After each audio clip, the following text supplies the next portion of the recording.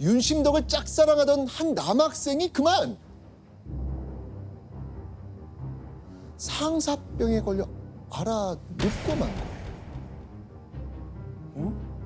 심지어는요, 상사병이 심해지다 못해 이내 정신을 놓는 바람에 병원에 입원하기까지 합니다. 그 정도예요?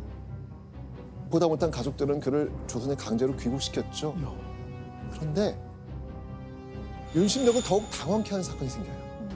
그 남학생이 조국으로 돌아간 뒤 상사병을 앓다가 스스로 목숨을 끊었다는 충격적인 소문까지 들리는 거예요. 아이고야. 그러니까 윤심덕 아버지가 온 가족들을 이끌고 불쑥 윤심덕이 있는 경성에 찾아온 겁니다. 그리고 아버지가 윤심덕에게 이렇게 말했죠. 일본 유학도 다녀왔고 공부도 그만큼 했으니까 이제는 네가 가족들을 먹여 살리라고 한 겁니다. 딸이 여기저기에 초청 공연 다니고 여왕으로 불리며 그 이름을 떨치고 있으니 떼돈을 벌고 있다고 생각한 거예요. 오해하시지. 그럴 수 있죠. 워낙에 인기가 높았으니까. 그렇죠. 생활비 높기로 소문난 경성에서 윤심덕은 갑자기 4명의 가족을 먹여 살려야 하는 생계형 가수가 된 거예요. 무대에 선 것 외에 시간 강사 일은 물론이고요. 틈틈이 음악 개인 교수 일까지 하면서 밤낮 없이 일합니다. 윤심덕의 머릿속에 한 사람의 얼굴이 또 스쳐 지나가네요. 아, 모두가 자신을 힘들게 할 때도 믿을 수 있을 만한 사람, 또 자신의 이야기를 우직하게 들어줄 사람, 바로 김우진이었습니다. 윤심덕은 김우진을 만나기 위해 곧장 목포로 향합니다. 왕복하면 꼬박 하루 이상의 시간을 투자해야 되는 머나먼 길이었습니다. 하지만 윤심덕은 자신의 그 답답한 심정을 어디에라도 털어놓고 싶었어요. 그래서 먼 길을 마다하지 않고 김우진을 보기 위해 목포까지 달려간 겁니다. 김우진은 자신을 찾아온 친구 윤심덕을 아주 반갑게 맞이했습니다. 그리고 이때 김우진도 가족들 때문에 정신적으로 무척 괴로웠거든요. 아버지의 격렬한 반대, 그 반대로 극작가의 꿈을 포기해야만 했습니다. 게다가 당시 김우진은 아버지가 정해준 짝과 19살에 결혼을 하고 곧바로 유학을 떠난 터라 이 애정 없는 결혼 생활을 이어가고 있었거든요. 윤심덕과 김우진은 서로를 위로해주며 밤새 취하도록 술을 마셨고 이내 깊은 관계가 됩니다. 1920년대는 조선의 근대 문화가 들어오면서 자유연애라고 하는 개념, 자유연애가 이제 쭉 퍼질 때였어요. 이런 사람들은 어떻게 생각을 했냐면 부모가 짝지어준 강제 결혼이라고 하는 것이 훨씬 더 부도덕하고 사랑으로 맺어진 자신들의 관계가 훨씬 더 신성하다라고 생각을 했죠. 그러니까 나는 결혼했지만 나는 결혼한 게 아니다. 근데 요즘의 생각으로 이해하기는 쉽진 않네요. 그러던 1924년 슈퍼스타 윤심덕의 뜻밖의 소식이 사람들에게 전해집니다. 기사를 본 사람들은요, 너무 놀라 입을 떡 벌릴 수밖에 없었습니다. 윤양에게는 실로 유력한 혼담이 일어났습니다. 바로 윤심덕이 결혼을 한다는 소식이었습니다. 윤심덕의 결혼 소식이 삽시간에 쫙 퍼집니다. 윤심덕과 혼담이 오간 남자의 정체는 김홍기라는 청년이었습니다. 그럼 김우진은요? 김홍기를 누가 이렇게 소개해 준 건지 궁금해요. 설명드리겠습니다. 사실 윤심덕이 김홍기와 만난 건 윤심덕 부모님의 성화 때문이었습니다. 이때 윤심덕의 나이가 27살이었거든요. 당시로서는 결혼할 나이가 훌쩍 지난 노처녀였습니다. 그렇죠. 그러니까 윤심덕이 부모님의 성화에 못 이겨 김홍기를 몇 차례 만났는데 그게 기사가 된 거예요. 그냥 스캔들이 난 거네요. 효심이 지극했던 윤심덕. 부모님의 바람대로 재력가 김홍기와 결혼을 했을까요? 안 했을까요? 했을 것 같아요. 윤심덕의 거절로 혼담은 취소됐습니다. 그러니까 윤심덕의 마음속에는 일편단심 김우진뿐이었던 겁니다. 한바탕 소동은 끝이 났지만 사람들의 손가락질까지 받으며 윤심덕은 더욱 힘든 시간을 보내야 했습니다. 이탈리아 유학에 대한 꿈은 점점 멀어져가는 상황. 이런 상황에서 1924년 11월 윤심덕은요, 자신의 상황을 반전시키기 위해 특별한 도전을 하기로 결심을 합니다. 자, 조현미 씨, 이때 네. 윤심덕이 도전한 일 무엇이죠? 라디오 DJ였어요. 라디오 DJ? 그러니까 그것도 최초였죠. 조선 총독부에서 경성 방송국을 만들기 위해 이제 시험 방송을 했거든요. 근데 그때 윤심덕이 라디오 DJ로서 도전을 한 거죠. 그리고 그 프로그램이 윤심덕이 워낙에 인기가 좋았기 때문에 잘 됐어요. 또 윤심덕은 라디오에서 아주 정통성악보다 대중과 좀 더 접점이 있는 세미클래식을 주로 불렀다 그래요. 그리고 윤심덕이 이때부터 레코딩을 취입을 해서 팔기도 해요. 그래서 이제부터는 윤심덕은 대중 가수로서의 명성을 떨치게 된 거죠. 연예인이네요.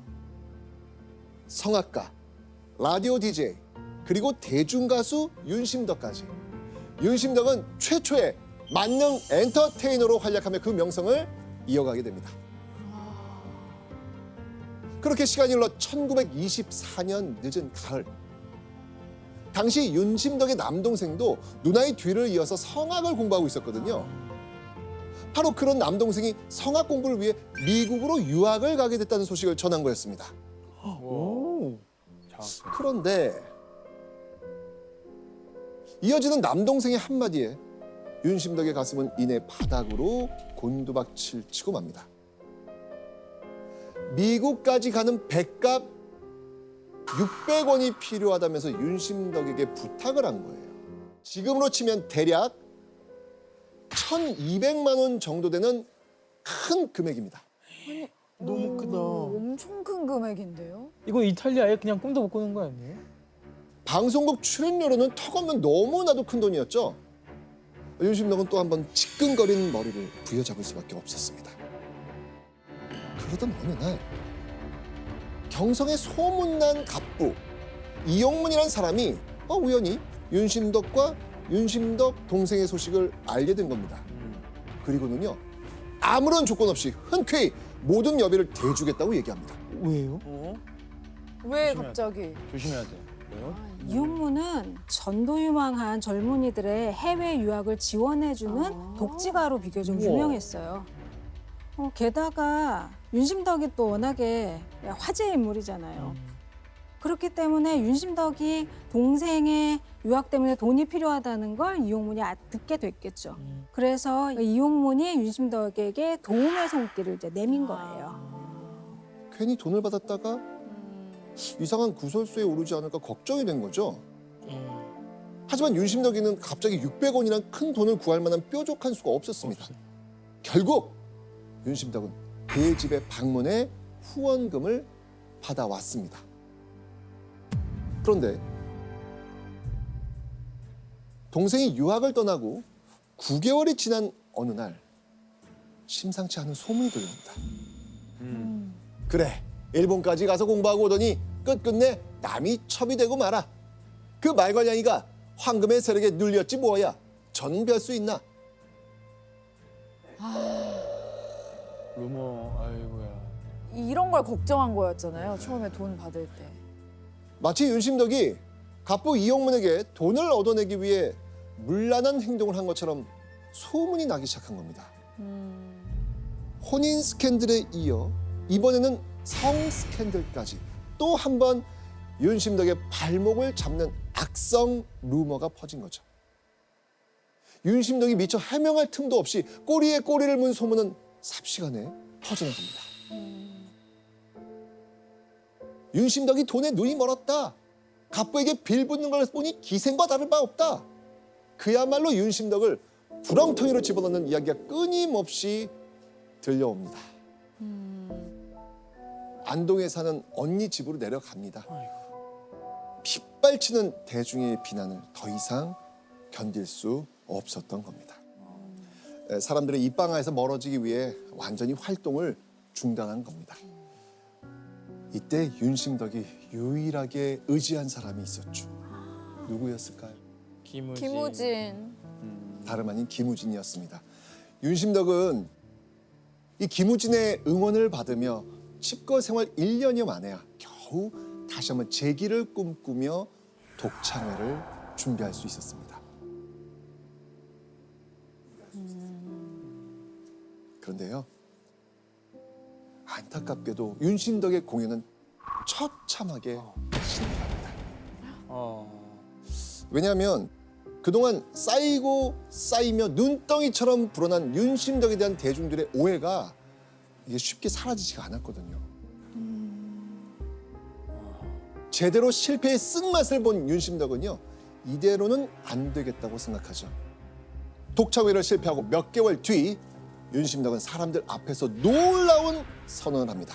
더 이상 소프라노로 무대에 서는 건 어렵다고 판단했기 때문이죠.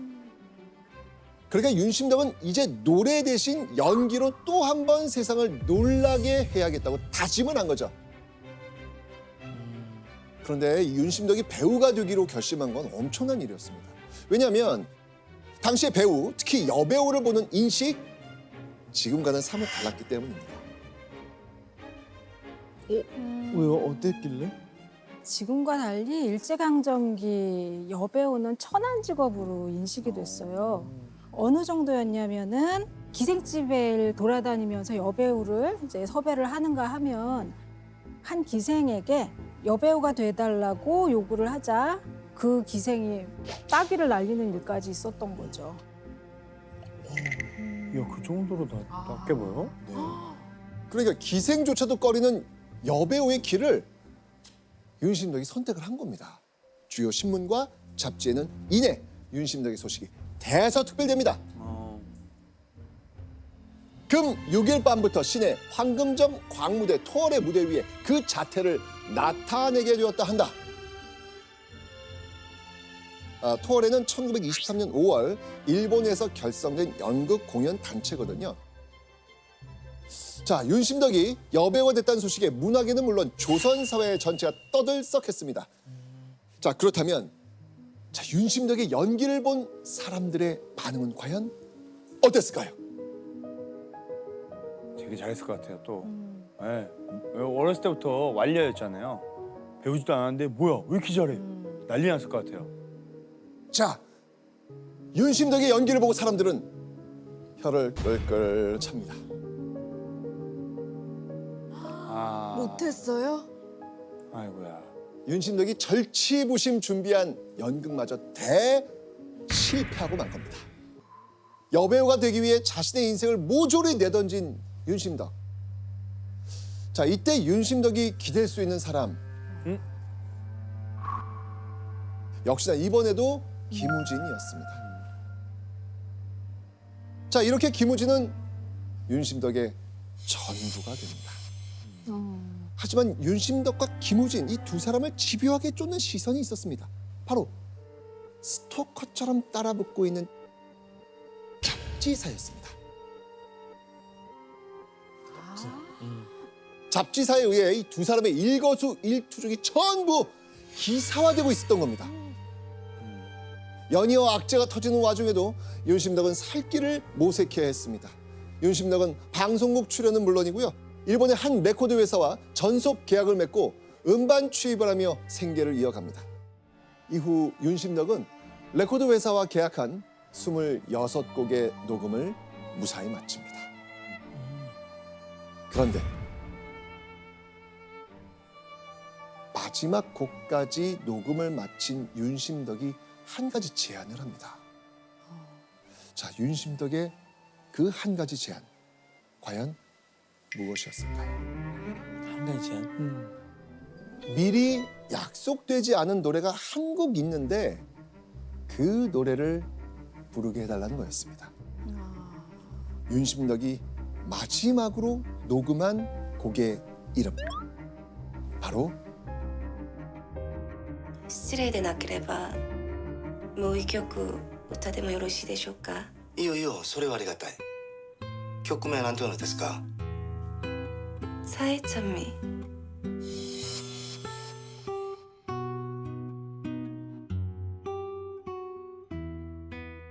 웃는 젖꽃과 우는 저 새들이 그 운명이 모두 다 같구나. 삶의 열중한 가련한 인생아, 너는 갈 위에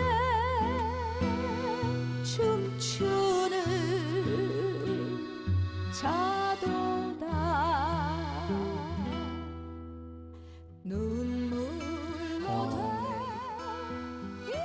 되게 금방이라도 삶을 포기할 것 같은 굉장히 지금 세상살이에 지친 한 사람의 이야기를 듣는 것 같아요. 김우진? 네. 당시 김우진은 윤심덕보다 먼저 일본에 와 있었거든요. 이렇게 일본에서 다시 재회한 윤심덕과 김우진. 자신들을 압박하던 조선 땅을 떠나 먼 타지에서 만났으니 해방감을 느꼈을지도 모를 일입니다. 윤심덕이 일본에 건너오고 약 한 달이 지난 어느 날, 레코드 녹음을 모두 마친 윤심덕은 다시 조선으로 돌아갈 준비를 합니다. 그리고 윤심덕의 옆에는 김우진도 함께였습니다. 윤심덕과 김우진 두 사람은 다시 조선으로 돌아가기 위해 함께 배에 오릅니다. 배가 출발하고 약 5시간이 지난 8월 4일 새벽 4시경, 1등실 객실 문 하나가 열려 있는 것을 발견합니다. 승객은 온데간데 없고 짐만 덩그러니 놓여 있는 겁니다. 대체 두 사람이 탄 배 안에서 무슨 일이 벌어진 걸까요?